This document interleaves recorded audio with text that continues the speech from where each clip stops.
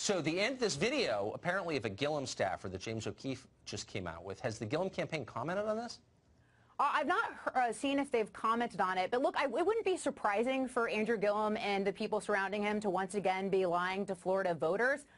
This is a guy who was deflected repeatedly when asked about the FBI investigation into a city. And remember, undercover agents, as of 2015, they got access to city officials, and Andrew Gillum was one of them. And those undercover agents did things like purchase a Hamilton ticket to take him to Hamilton Hamilton play, rather.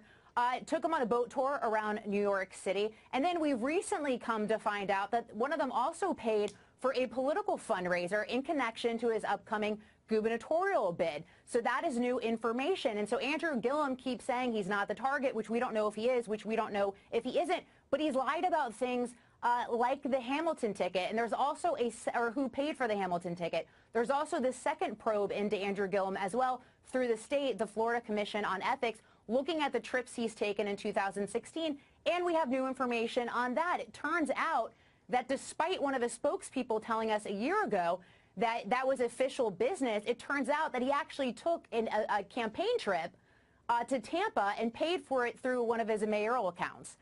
So I have to imagine that that is also one of the things that the Florida Commission on Ethics is going to be looking into. So Gillum has dismissed all these questions as racist, which is not actually an answer, for the record. Do we know what undercover FBI agents were doing in his presence? I mean, what was that about? Do we have any sense? Well, and I think, the big thing that they were looking at is corruption in the city of Tallahassee pertaining to developers and deals with some of these city officials. Gillum has approved one of those deals that is under fire, which was Adam Corey, one of his really close or formerly close friends, a lobbyist, his former campaign treasurer.